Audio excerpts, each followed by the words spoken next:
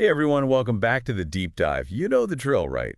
We take some, well, interesting material and we break it down. Today, we're diving into cunnilingus.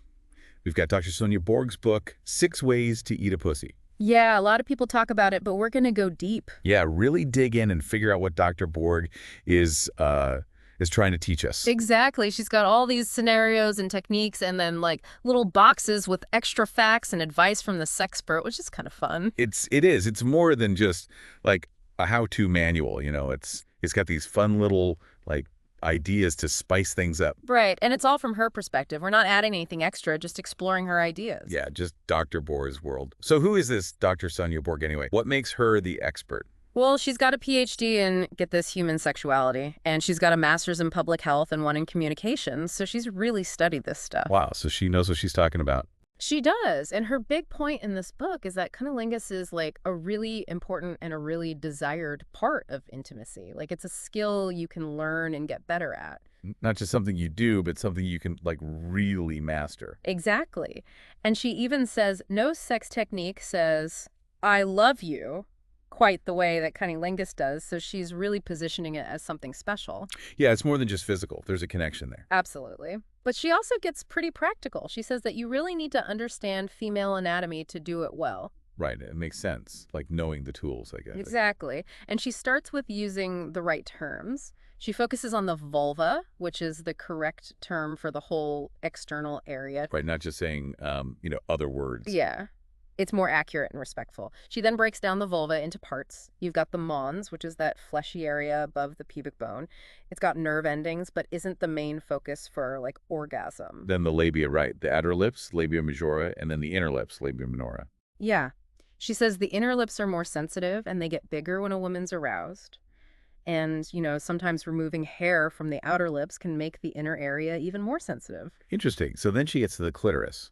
And I love that she acknowledges some of the, the slang terms people use. Yeah, she's not afraid to be a little playful with it, but her main point is that the clitoris is all about pleasure. It's the only organ solely designed for it.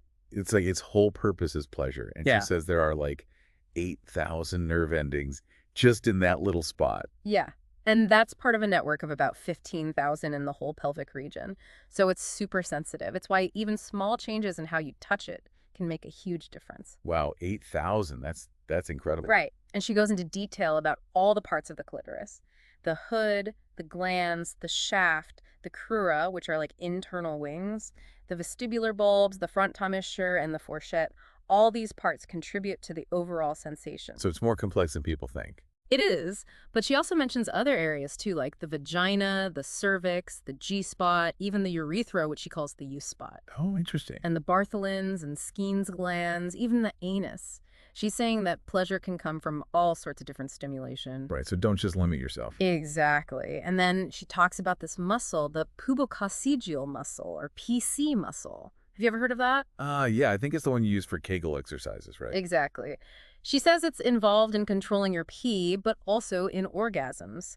And doing Kegel exercises can make it stronger. Oh, so like for better orgasms. Yeah, for both men and women. She actually gives instructions on how to find it and how to do the exercises. Like for women, squeezing it like you're stopping your pee midstream. So a stronger PC muscle can make things more intense. Exactly. Which then leads into her discussion of the whole female sexual response cycle, how a woman gets turned on.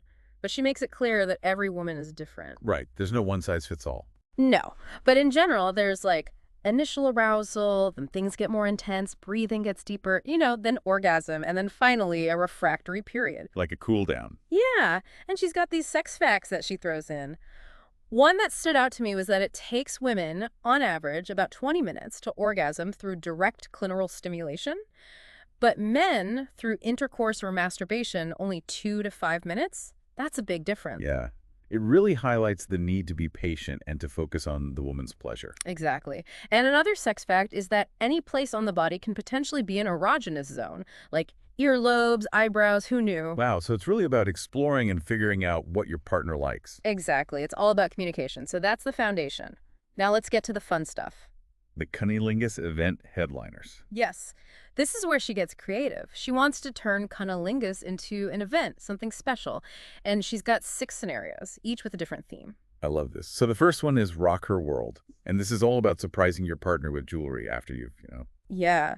She even suggests using a special occasion like Valentine's Day to make it even more romantic. It's like a physical gift combined with the gift of pleasure. I like that. So what's the technique she suggests for this one?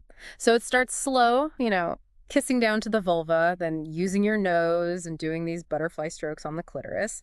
And she even has a sex fact here about how it takes, on average, 30 seconds for lubrication to start after a woman gets aroused. Oh, that's useful to know. Right. And then as she's getting close, she says to try light tongue prodding on the clitoris. So you're kind of building up the intensity, right? Exactly. Okay, the next scenario is the Aphrodite. This one is all about body image. The idea is to have her watch herself in a mirror while you're, doing your thing. Oh, wow. That's interesting. Yeah, and with candles and music. It's about making her feel beautiful and desired. She even has a perfect the move prep section for this one, where you have to get the mirror and pillows set up just right. So what about the technique itself? It's all about being slow and deliberate.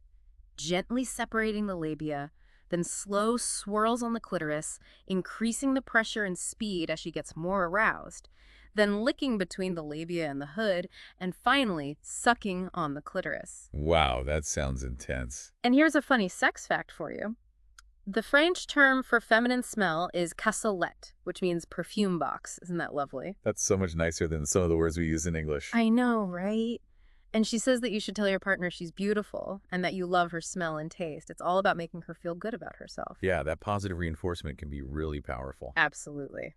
Okay, next up is tantric cunnilingus. And this is where things get a little more spiritual. It's all about synchronized breathing and meditation. Oh, wow. So it's about connecting on a deeper level. Yeah.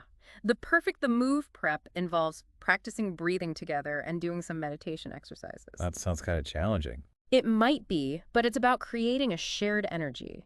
Then, during the actual cunnilingus, you're supposed to keep a soft gaze, breathe gently on her inner thighs and mons, and move in sync with her breath. She suggests changing licking patterns often and not doing the same thing for too long. So like a dance, almost. Yeah, exactly. And the goal is to bring her to orgasm while maintaining that breathing rhythm. Wow, that sounds really intense. Yeah. What does this expert say about this one? She says that everyone has their own definition of good sex, so don't judge yourself or your partner. Just do what feels good for both of you. That's a really important reminder. It is. Okay, let's move on to shaken and stirred. This one is a little more spontaneous. The idea is to do it in a restaurant bathroom while you're out with friends. Oh, wow. That's a little risky. Yeah, it's about the thrill of the unexpected. And of course, she says to check out the bathroom beforehand, make sure it's, usable. Right. You don't want any surprises there. Right. So what about the technique in such a small space? It's all about being quick and focused. She suggests having her lean against the counter with her legs spread. You appreciate her curves for a moment, then get to work. Get to work. So, like, no time for slow buildup, I guess. Right. Use a V-stroke on her clitoral crura, then move in front and suck on her clitoris. You can even put your fingers in her vagina at the same time. The goal is a quick orgasm. Wow, that sounds like a whirlwind. What does the sexpert say about this one? She mentions that a lot of women don't actually watch themselves during orgasm, so you don't have to worry about that. And she emphasizes the importance of talking about your experiences, being open with each other. Communication is key, as always. Right. And here's a sex fact for you. A lot of women actually enjoy their natural scent. Oh, really? I guess that makes sense. Yeah, it's all about being comfortable with your body. Okay, scenario number 5. Shave before you eat. This one's all about the sensual buildup of shaving her pubic hair before, Oh, that's a nice touch. Makes it more of an event. Right, it's like foreplay. And she gives some practical advice, like practicing with a woman's razor, maybe even using hair removal cream. And she suggests gathering all the tools beforehand and letting her choose a shaving pattern, so it's a shared experience. That's a good idea. So it's not just you doing something to her. It's a collaborative thing. Exactly. Okay, so after you've prepped everything, you wash and condition her hair, then trim, lather, and shave carefully. Once you're done, you take a moment to admire the smoothness, then start with some gentle exploration with your fingers and tongue. So it's like a slow transition from shaving to, the main event. Exactly. You work your way from the mons and labia to the clitoris. You can put your fingers in her vagina if you want, and you can use light taps on the clitoris as she's getting close. So it's a full body experience, starting with the shaving. It is. And the sexpert says that it can be a lot less painful than a Brazilian wax. She even suggests that you shave each other's pubic hair, so it's even more intimate. Now, that's a level of intimacy I hadn't considered before. Okay, last but not least, we have the Mile High Challenge. You guessed it. This one's all about doing it in an airplane bathroom. The Mile High Club. Classic. Right. It's all about the thrill of being a little bit naughty. But she's practical about it. She suggests doing a dry run in a small space beforehand so you know what you're getting into. Smart. Yeah. And of course, you have to prep the bathroom, put the seat down, cover it with something.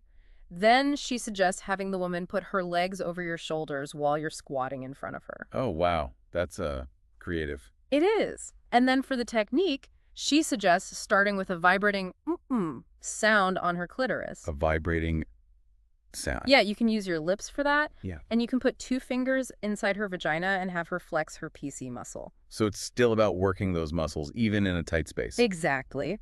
Then you alternate between a still tongue and a vibrating tongue, then gently take her whole clitoris in your mouth, and finally, you just do whatever you know she likes. Okay, so it's about being adaptable in a challenging situation. Exactly. And the sexpert says that the limited space and the risk of getting caught can actually make things more intense and lead to a faster orgasm. Oh, the forbidden fruit effect. Yeah. And here's a crazy sex fact.